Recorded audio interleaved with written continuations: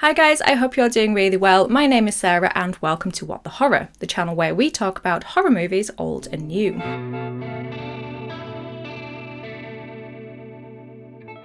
Yes, I have been away for a week. I have unfortunately been ill with shingles, and not only shingles, but shingles on my face. So that made creating content, filming rather difficult. But we are back today. We are back with my belated November recap, which if you haven't watched my episodes of these before, I basically cover everything that I watched in the previous month. So this will be the month of November.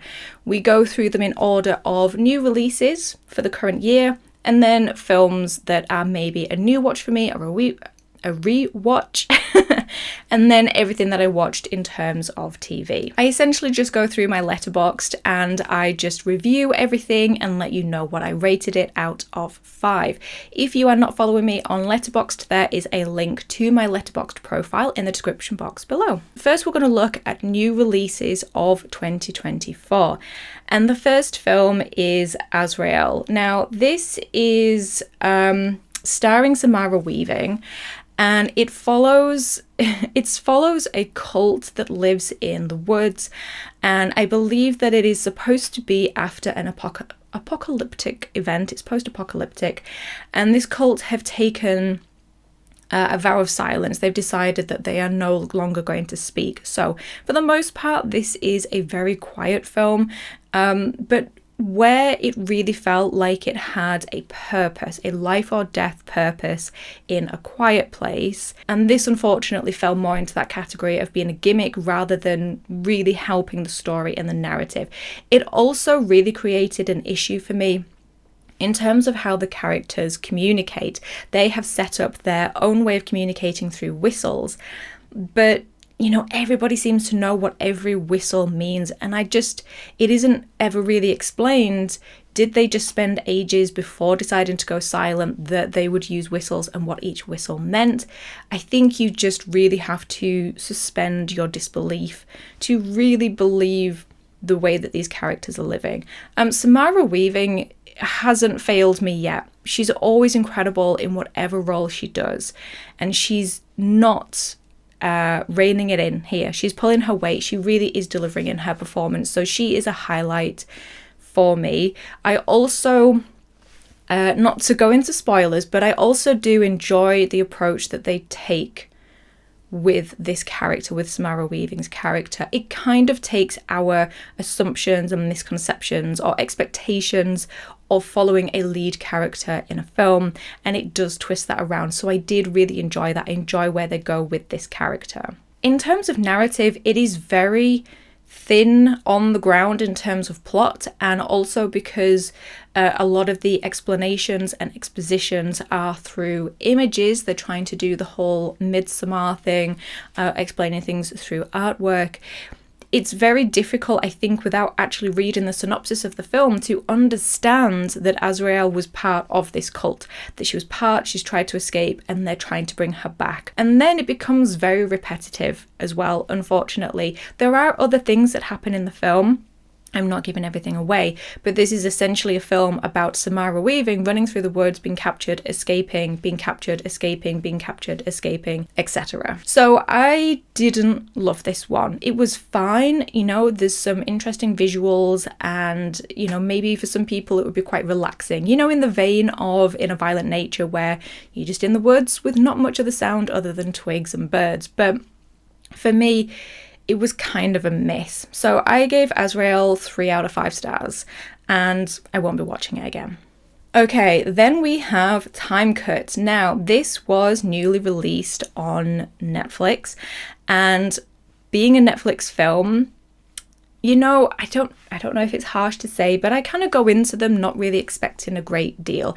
Every now and again, you do get one that surprises you, but I always go into it going, it's fine. I'm going to put a film on, and we'll see. And this is very much the new genre of horror we have, which is kind of a goofy, tongue-in-cheek time travel horror. So think things like Happy Death Day, It's a Wonderful Knife, Totally Killer, which we got last year, but also very much like Freaky in that it has that just goofiness to it, but it's certainly not as dark as Freaky. But we're in that vein, we're in that world. And I would say, in my opinion, this is one of the stronger in those installments. It's no Happy Death Day or Freaky, but it is better than It's a Wonderful Knife, and in my opinion, better than Totally Killer. I enjoyed this one more than Totally Killer. I've seen some people are kind of 50-50 with that, where they're in the other camp, but I did think this one was the stronger of the two. This as well, though, is that new thing we have of setting a film from the 80s onwards. So we had films set in the 80s, very much inspired by It and Stranger Things. Then we had things in the 90s like Fear Street, and now we're in the 2000s, in the early 2000s, in the noughties. So that's interesting for me, for a film about time travel to now be an era of time where I was kind of a similar age to these characters. Yeah, nothing's going to make you feel old like that, but it was also really interesting to see how they costumed it, how they did the soundtrack, which songs they were picking, how they dressed the sets, the houses, the bedrooms. To some extent, it is not an overreaction, like an extreme version of it, but you know, the lava lamps, the inflatable chairs, the butterfly hair clips, the pink flip phones, yeah, that's all on point. So that was actually really interesting to see, and let me tell you, it was a time to be alive. It was a time to be a teenager. The noughties, the fashion choices, I mean the purposefulness, the uselessness of some of the pieces of clothing. We would have belts that were like a strip of leather and it would have beads or feathers on. What is that keeping up? Nothing.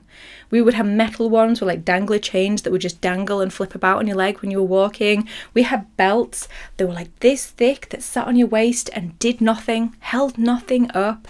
So yeah, it was a time to be alive. So there's that fun, nostalgic side of it for me. I do think that the characters are more interesting in this than in Totally Killer. I do like the two leads. I like the two sisters. I think that their relationship is unique in that these are two characters who care for each other, a family, but have never actually met. So I think that that gave this film more to explore. I also love that the opening of this film is technically the third act of a traditional slasher. So when the film opens, teens have been killed off. We have our final girl attending the third act party. You know, you've got your Stu Macker house, you've got your Halloween party in Urban Legend. So that's the opening. So it's very much a love letter and a nod to people who are fans of a slasher, because our typical third act actually kickstarts the film off. So I really enjoyed that as well. Where it falls down is it's never really that dark, it's never really that blood splattered. The kills are mostly off screen, there's very few kills. This is a very good entry gateway horror, I would say. It certainly doesn't go as far as Freaky does, and it doesn't have as much fun with the deaths as Happy Death Day does. And the ending for me is too cutesy pie, cookie cutter expected. It's also very flawed because there are things that happen to these characters or things that we're expected to just believe and accept. And again, you're suspending your disbelief. There are so many things where you go, but how would that work? How would she be able to do that? I don't believe that. But you're meant to just go with it. For me, if you're one of my patrons, you will already know how I would have done this film differently.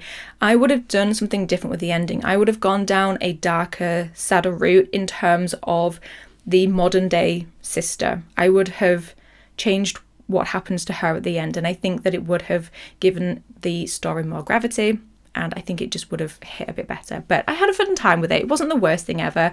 I gave it 3 out of 5, but I did give it a heart as well because I had fun with it. Okay, then on the flip side of that, we have It's What's Inside. And remember I was saying sometimes we get those surprises on Netflix that just are incredible, and It's What's Inside is one of those. I had seen this movie poster on Letterboxd so much, and I thought, okay, what is this? I'll check it out. Great, it's on Netflix, it's easy to find, and I'll just watch it. I absolutely loved this film. This film is a really good time. It's a hoot, but it's also quality at the same time.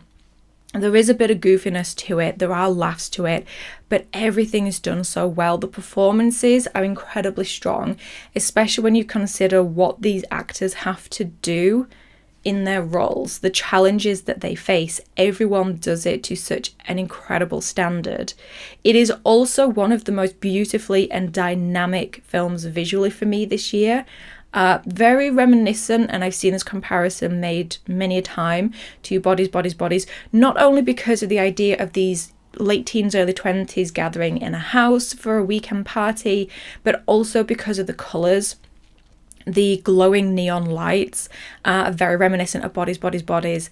And I think that the colour is used so beautifully. I mean, this house that they're in is so incredible anyway.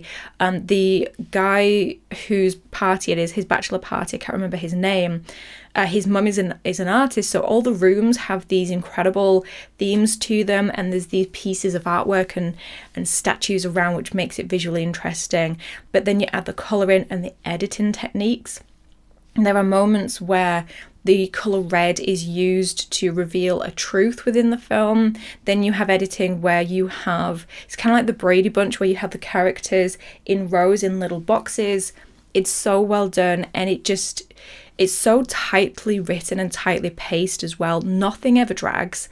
I'm never looking at my phone or my watch because there's always something to look at on screen that's interesting. There's always some little bit of information as well.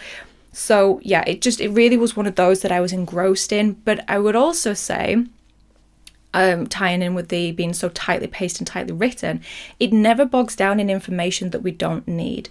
It shows us instead of tells us a lot of the time, and tells us what we need to know. So for example, the suitcase, the machine that's in the suitcase, it never bogs down in telling us the technology behind it, the science behind it, because we don't need to know that. We just need to see what the machine does and enjoy that part of the story. We don't need to know the science like the characters do. So they very cleverly just explain it to one character but then cut late and go, so that's how it works, which I really appreciated. And I think the ending is great as well. I think that it's dark, it does go into a darker place, but again, if you're one of my Patreons, I did a review for it, you'll know I have theories on how everything can turn out and be rectified and how things can happen going forward with that. But yeah, I really had a good time with this. Definitely one of the top films of the year. Like, not top, but it's going to be up there. I gave it 4 out of 5 stars and a heart. I had a really good time with that.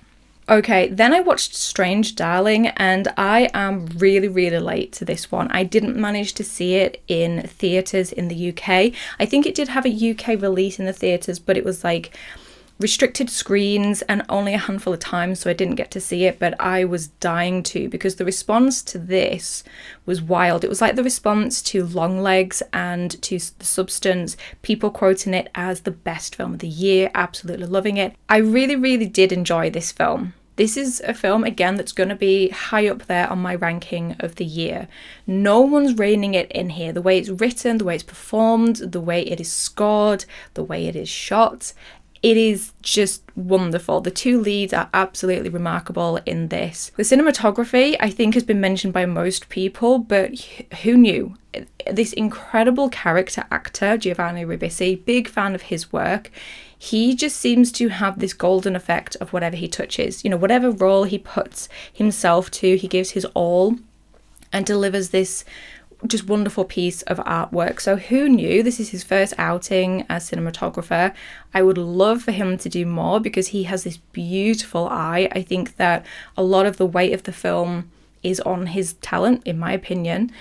So that was incredible. Another highlight for me was the old couple, the old biker and hippie that live in the mountains. That is kind of my goals for retirement, just a fry up, a big breakfast, and then doing some jigsaw puzzles and just chilling out in the woods. I think that is incredible. So that's what to aim for. But I do have a downside with this film, and that is because I don't know for sure if this film is being self-aware and in the way that it handles its lead character. I'm not going to spoil anything, but just in the way it handles the character, is it aware of what it's doing? Or is it being irresponsible in the way it portrays this character? It's so hard.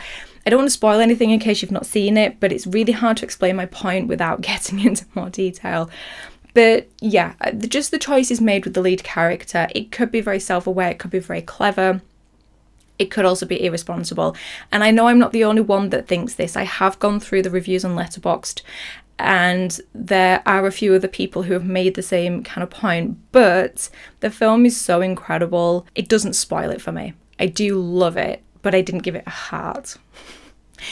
The pacing as well, the way that it is structured. So it's structured in chapters, and I absolutely love that. But it's in a non-linear way. So the story is given to us in a very fragmented way and in a jumbled way.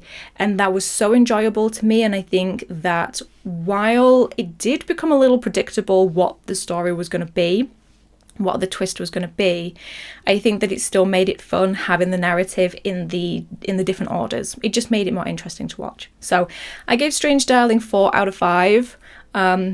Such a good film. We've had some pretty decent ones this year so far. Okay, next new to this year, we have Wicked. Not a horror, no, but equally a film that I was just as excited about. I love the stage production of Wicked. I adore it. It's one of my favourite things that I've seen on the stage, and I think for the most part that is because of how magical it is, because of the stunts and the way that it's choreographed. It's fantastic, and my biggest concern with Wicked was not, can they do the costumes or sing the songs? Of course they can do all that. I was worried about them capturing the magic and the atmosphere that the stage show gives you. But I didn't need to worry because this film is phenomenal. In my opinion, you know, musicals aren't for everyone. And I know that this has sort of got between 3 to 5 star reviews. So not everybody's absolutely loving it, but no one seems to be hating on it, which is really good because we're all going to like different things, right, to differing levels. But there's no real hate on it. I think it's mostly appreciated what they've managed to achieve.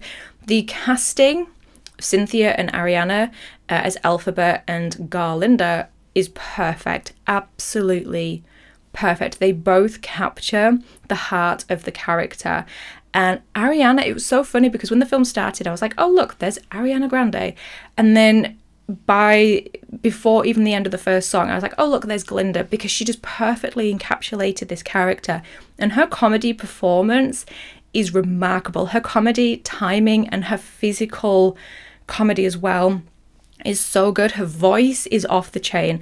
And Cynthia, just the absolute heart of the film. And her performance as Elphaba, she makes her tragic and strong and relatable and just so human and sympathetic, and it's just so wonderful. Jonathan Bailey as Fiyero as well is incredible casting. I saw one review on Letterboxd that was like, Jonathan Bailey even has chemistry with the horse. What a surprise. He is one of those people that brings so much to this character that I think could make anyone titter and blush and smile and giggle. And you know, he's done the fun side, the shallow side of Fiyero so well that I cannot wait to see what he does with Fiero's character journey and arc in the second one. I'm really looking forward to that. And I know there's complaints about the way it looks and the colours. I don't get that. I had no issue with it. I thought the Oz that they had made was absolutely beautiful, especially when they go to Emerald City. The tailoring, costuming there is mouth-watering. It's wonderful. I think that there's little Easter eggs there that'll be adored by people who love Wizard of Oz, people who love Wicked, especially some little bit of casting. I won't say what it is, but when someone or some people or some 3 or 4, however many people showed up, I flipped out. I was so excited. So I think that this really is a film that is showing love to the stage show. I can't say for the book because I've not read it, but it really seems to love the material it's working with, and I don't mind waiting a year for the second one. I'm so excited, and I cried a lot. I think I started crying in the first song and then was just crying on and off throughout the rest of it. So loved it. 5 out of 5 and a heart for me. one of the best of the year. Okay, then we have Smile 2. This is the sequel, obviously, to Smile. I did like Smile. I didn't love it. I think 2022 was a hard year for films to come out because you had so much competition in terms of incredible films, but I thought it was strong. I thought it was interesting, but that is because I am a sucker for these films that are the curse that gets passed on, you know, like Bye Bye Man, The Ring, Polaroid, Empty Man. I'm just a sucker for those where there's a curse that gets passed on and someone goes and does research at some point. I love it. This, in my opinion, wasn't as strong as the first one. Naomi Scott, it is Naomi Scott, isn't it? Yes, Naomi Scott was the highlight of the film. I felt every one of her emotions in this. I felt the weight of it. And she's such a complex character as well, which is great because we get most time with her, that she's interesting to follow. I do care about her, and her performance was just, yeah, it was the absolute highlight of the film for me. I think in the first one there was more commentary on people's mental health and people being believed or sort of gaslit or ignored.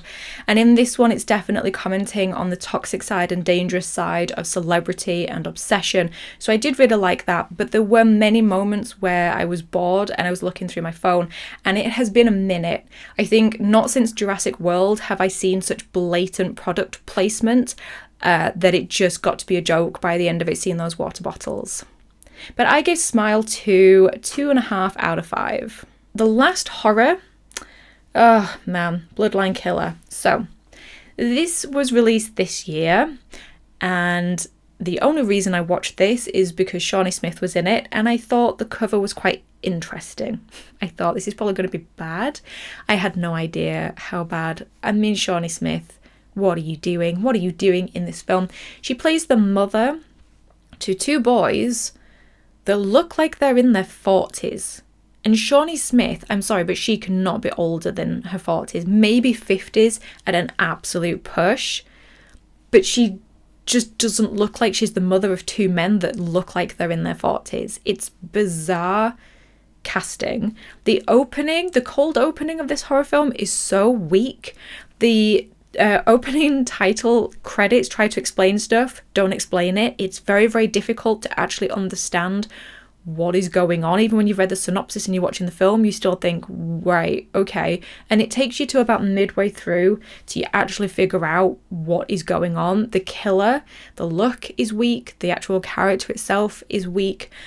There is one interesting aspect, one interesting bit that we get revealed to us later in the film through these hypnotic regression sessions with a therapist. And that's interesting. I would have liked that explained, more of a flashback, more of that. And they just don't really do anything more with it. The best part of the film, and they don't really do anything. And the ending is weaker than the opening. So, you know, I don't regret watching it, but I wouldn't really recommend it unless you kind of want to watch a film that's so bad that it becomes enjoyment. So yeah, 1.5 out of 5 for me. Yeah. Okay, then we're going into films that are not new this year, but are ones that I have watched and enjoyed. First off, I rewatched The Batman, another example of an incredible film from 2022. This one is definitely up there as one of my favourite Batman films. It might be my second favourite. This is a rewatch for me, and it went up to a 5-star film. This is a near perfect movie for me. And I think that it's because I love the challenges, not the challenges, the risks that they take in terms of how they portray Batman in this one. This one is a Gotham that's very dark and gloomy. It's very like the film noir films. It's very like the private detective films. So I love that element of the rainy, gothic, gloomy Gotham. You have the crime side of it, very like Seven and Zodiac, but also like film noir films from the 30s and 40s, which I absolutely love. So this is wonderful. Robert Pattinson's portrayal as Bruce as well is one of the most unique and interesting portrayals I've ever seen. I think he's the most human, the most flawed as well. I just think that he's phenomenal. I cannot wait to see him again in the Batman 2. One of the highlights is the chase scene when Batman is chasing Penguin, I believe, and it's very inspired by Bullet, which stars Steve McQueen. There's a famous chase scene in that through San Francisco, and it's not scored. They just use the roar of the engine of the Ford Mustang as the score, just the tires and the engine. And so they do that in this one as well, where there's a little bit of score, but for the most part it's the vehicles that they use. And that, I have to actually say, the score and the sound is probably one of the best bits of this film, where it's not just the beautiful music, it's also that they make the rain part like a character in the film and part of the score. So the raindrops falling on clothes, falling on the pavement, that is part of the score, but also things like Batman's suit. So the creak and the swish of the leather and of the cape and the stamp of the boots on the floor, that also becomes part of the score as well. So it's really blending the weather and Batman as almost an extra part of Gotham. And so it's just so wonderfully done. But yeah, I absolutely love the Batman. 5 out of 5 for me and a heart. Love it. Then I watched The Great Outdoors. This is from 1988. So this stars Dan Aykroyd and John Candy. This is a very interesting film. It's a film that I really wanted to watch because I love Dan Aykroyd and John Candy's great. So I thought these two together again, I really want to watch it. But, you know, I watched a couple of films from the 80s lately, especially Dan Aykroyd ones, where you go, yeah, this hasn't aged very well. So I was worried that some of the comedy in it would be a little bit like that. Actually, this is a pretty great time. There are some bits in it where you go, really? Especially some stuff to do with animals. And I just think I'd be interested to know how the animals were treated on the set and things like that. It's probably not great. But in terms of the comedy, John Candy and Dan Aykroyd are brilliant. I read that Dan Aykroyd based his character, his performance, on an uncle he has. So it just feels very real, very organic for him. So if he's drawing on experience, then that makes sense. And he does do a good asshole at times. And he is very, very funny in this. And John Candy's brilliant as well. His exasperation with Dan Aykroyd's character is really, really good. There's a really funny scene where John Candy ends up on some water skis, and the way they do that, it's good. It's a good time. I don't know, like, it's not amazing, but it's better than I thought it was, so I can definitely see myself rewatching this one. So I gave it 3.5 out of 5 stars and a heart. It was fine. Okay, then we watched The Northman. I rewatched it. So I haven't watched this since it first came out, but I rewatched it again. And again, this was another one where my score jumped up to 5 out of 5.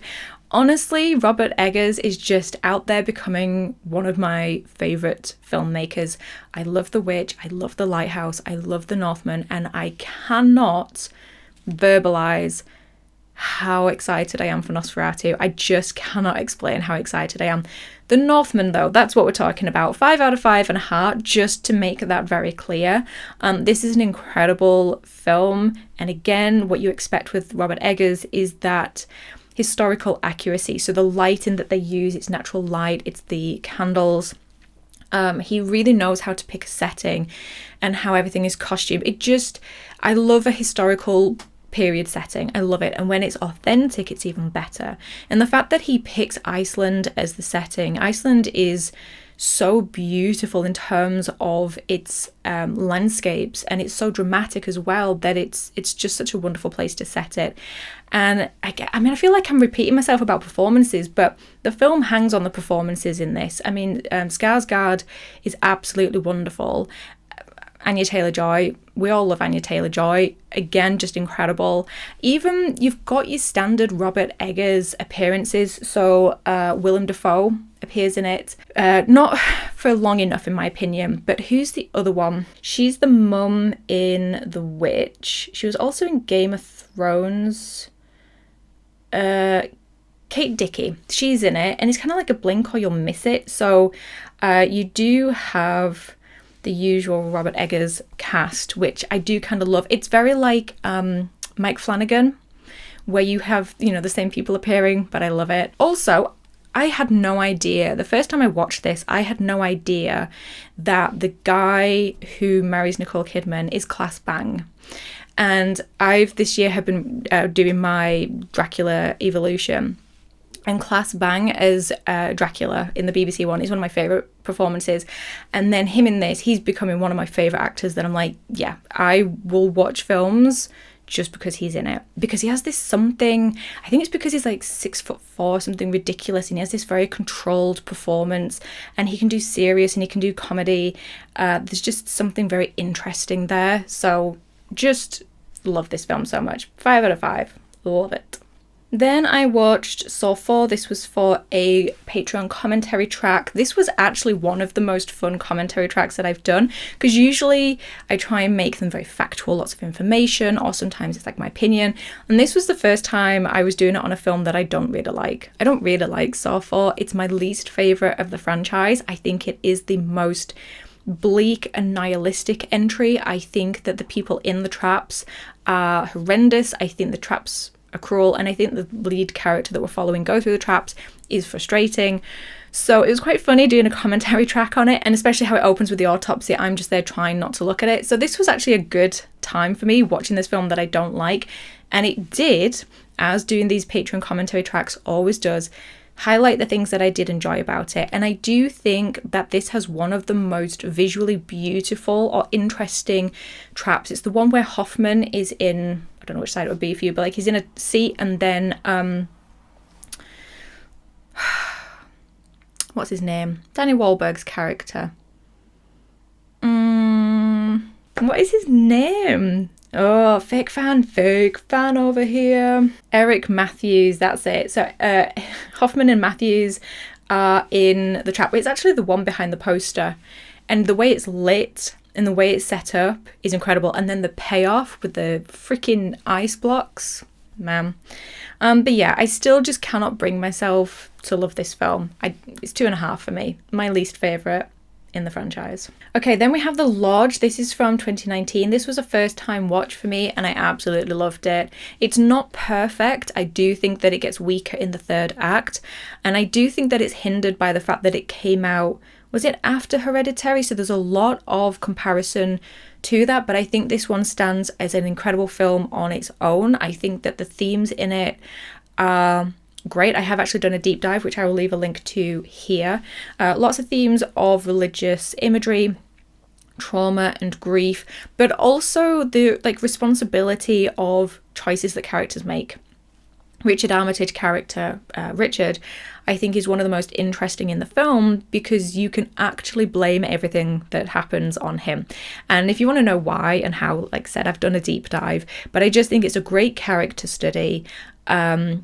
Lots of interesting themes, and it is, I can see why it's compared to Hereditary. It's one of those that's incredibly smart in how it's filmed. Every scene sort of holds a clue to something. You have the mirroring between the doll's house and the people, and dolls and people. So yeah, it's one of those where you need to pay attention. There's so much to peel away. There's so many clues, so many deeper meanings to it. It's a great one to watch at winter as well. It genuinely makes you feel really cold. So yeah, really loved this one. But I do think it gets a bit weaker in the ending. It's quite a bleak ending, but I also think it's quite weak compared to the first 2 acts as well. So 4.5 out of 5 and a heart. I did really like that one.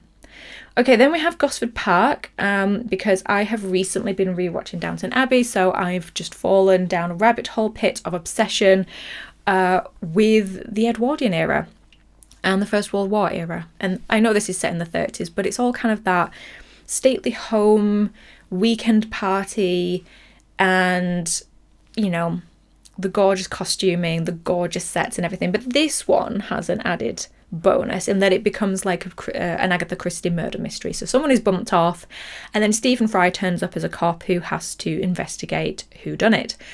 Who doesn't love that? This one is darker in tone than Downton Abbey, even though it is still the same creator, Julian Fellows, who made both, but this is a lot darker. The cast is absolutely stacked. It is a who's who smorgasbord of British character actors, and Stephen Fry is a highlight as one of the cops. So yeah, really enjoy this one. This is a rewatch for me. I gave that one 4 out of 5.5. I would recommend it, but it is a period drama, and it's, I say. So if that's not up your street, then maybe not. Okay, Everest. Now, this is one that I've been wanting to watch for ages because, again, the cast. We have Jake Gyllenhaal, Martin Henderson, Elizabeth Debicki, Mia Goth, Emily Watson, and who's the guy? Josh Brolin. But yeah, John Hawke, Sam Worthington. The cast in this is remarkable. I would say, though, if you're only watching it for Mia Goth, she's in one scene for about 3 minutes.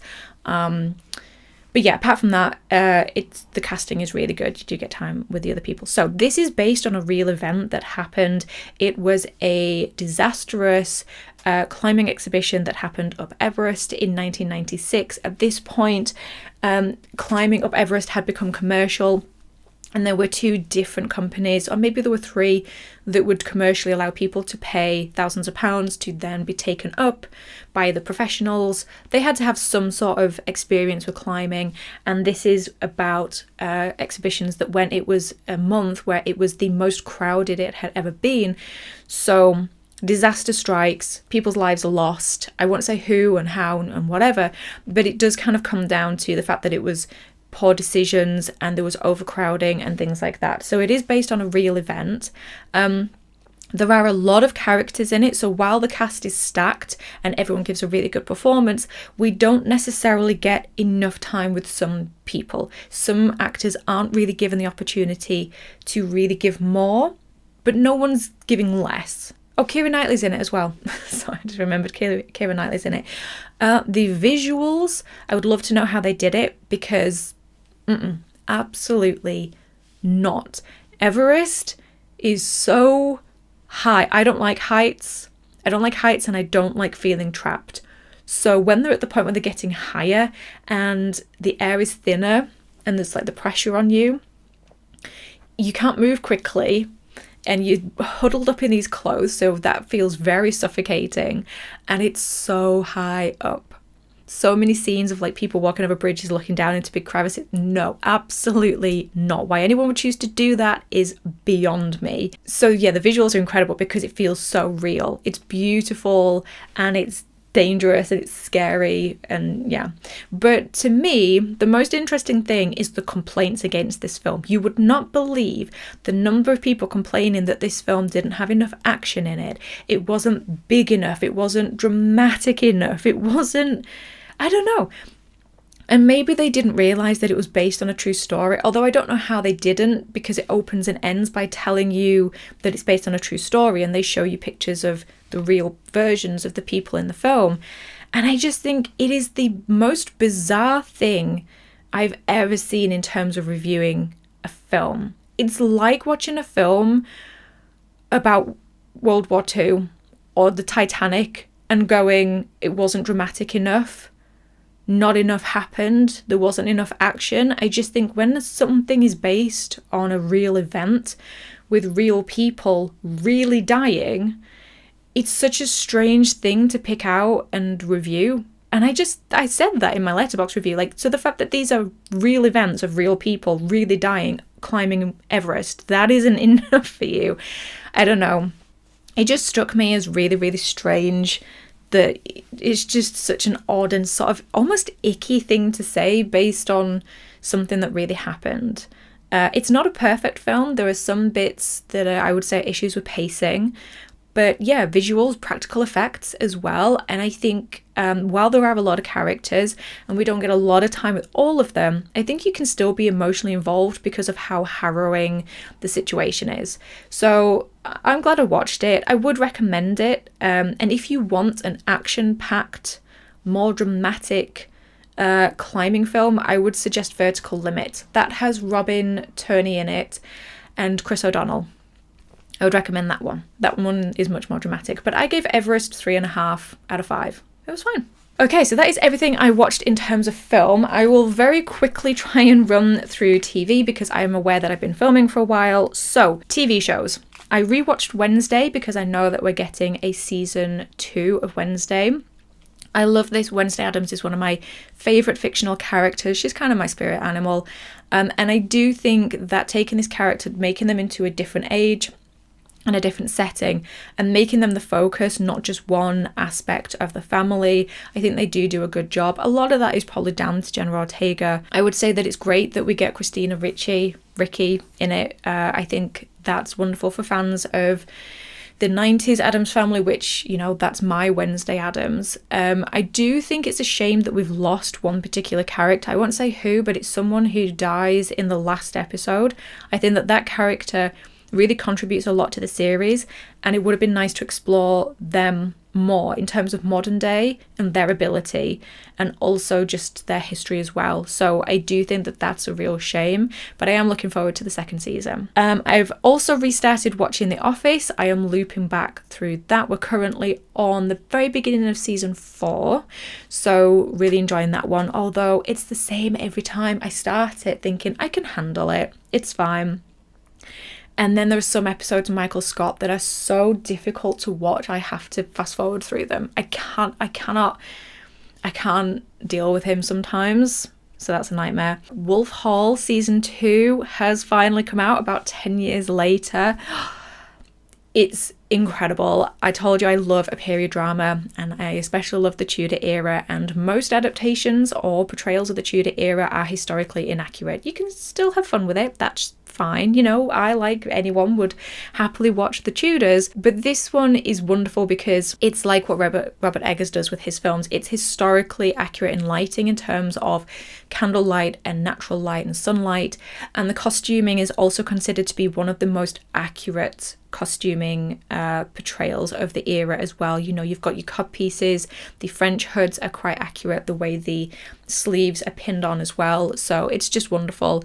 And this to me is one of the most interesting portrayals of Thomas Cromwell we have ever had. It is the most sympathetic I think we've ever had, and you know, to know an era so in depth and to have seen it so many times, it's so refreshing to have a new take on this particular character. And Mark Rylance is one of my favourite actors. He is remarkable, and his performance is just captivating, absolutely captivating. So I've just finished episode 4, so it'll be interesting to see the next few. I mean, I know how it ends, so it'll just be interesting to see how they go about that. I imagine, because I like this version of Cromwell, I imagine it's going to be quite sad. But if you haven't seen it, the first season came out about 10 years ago. They're on BBC iPlayer. I don't know where they would be for America or other countries, but if you haven't seen it, I would highly recommend it. It is just wonderful. X-Files, I'm still continuing on with this. I think we started this maybe back in February. We're still going on season 8, and season 8 has been one of my personal favourites of them. There's been some weaker seasons and some stronger seasons. This, in my opinion, is a stronger one. I think it's where we get the best performances from Gillian Anderson as Scully. I think it's a really interesting exploration of Mulder's character and what happens to him, but we also have the addition of the new character of John Doggett, played by Robert Patrick, and this, I think, is one of the best things that has happened to X-Files in a while. He's an incredible addition, great performance from Robert Patrick, but the character itself, he's not a Scully and he's not a Mulder. He has his own dynamic to it, and it's so wonderful to see his interactions with Mulder, with Scully, and what he brings to the X-Files. So yeah, I have really, really enjoyed this one. We've nearly finished it and we're moving on to season 9, which is the last season there was before like the ones a few years ago. But I've really loved this one. Downton Abbey, I have been rewatching Downton Abbey, and it was kind of timed really well. I watched season 1 and then I was watching season 2 in November as it was coming up to Memorial Day to mark the ending of the First World War. And so season 2 is set during the First World War.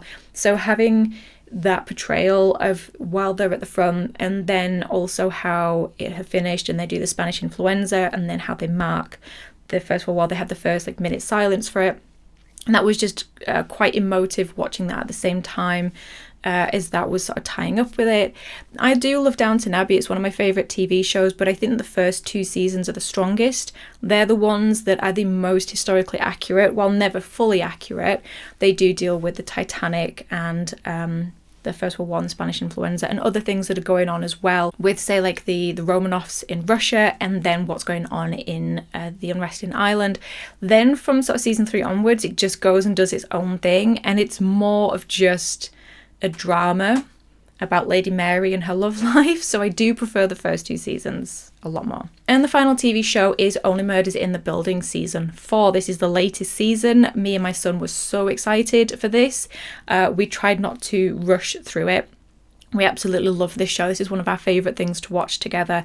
And again, I think this is one of the strongest seasons. I think the first season is the strongest, but I would say the 4th one is the second strongest because there's more focus on the character of Saz, who plays Charles's stunt double. And Saz is such an incredible and interesting character that it was interesting to have more time with them. And I think for some reason they've always shoehorned a love interest in for Mabel as well in each season, and it doesn't really need that, especially as they keep changing. So this was the first time Mabel could just be sort of finding herself without a love interest, which again was really good. So yeah, we also had some more celebrity appearances. It's quite fun each season to see the new celebrities come in, and I think it was great for Eva Longoria to be so on board with playing kind of an exaggerated version of herself and poke fun at herself. So that was really enjoyable. But yeah, so love that. Cannot wait for season 5 because at the end of each season there's like the new murder of who they're going to solve. So I cannot wait for season 5 to see the answers to this murder, which is sad. A sad one. But the 4th one was as well. So that is everything that I watched in November for TV and film. Let me know your thoughts down below on any of these that I have watched. Have you watched them? Did you like them? Did you not?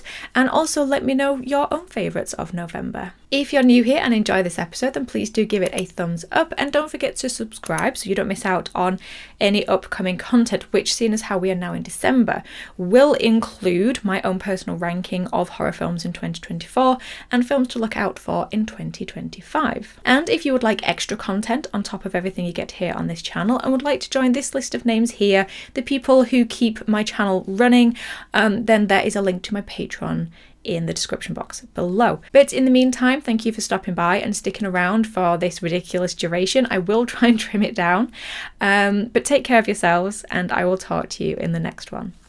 Bye.